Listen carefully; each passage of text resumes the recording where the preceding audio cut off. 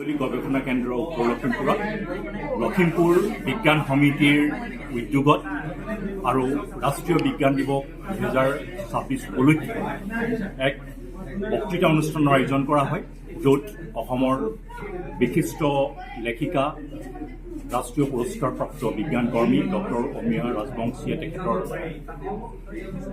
ভাৰতবৰ্ষৰ প্ৰগতিত মহিলা বিজ্ঞানীৰ ভূমিকা এই শীৰ্ষক বক্তৃতা প্ৰদান কৰে। আৰু এই অনুষ্ঠানৰ মুখ্য অতিথি হিচাপে আজি উপস্থিত থাকে উত্তৰ লখিমপুৰ বিশ্ববিদ্যালয়ৰ মাননীয় উপাচাৰ্য শ্ৰীযুত মুকুল চন্দ্ৰ বৰা ডাঙৰীয়া।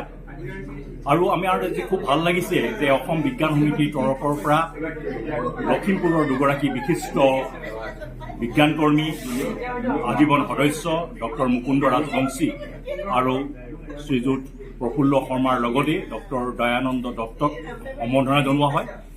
আৰু প্ৰায় শতাধিক ছাত্ৰ ছাত্ৰী, বিশিষ্ট বিজ্ঞান কৰ্মী, শিক্ষক সকলোৱে আজি এই অনুষ্ঠানটোত অংশগ্ৰহণ কৰে।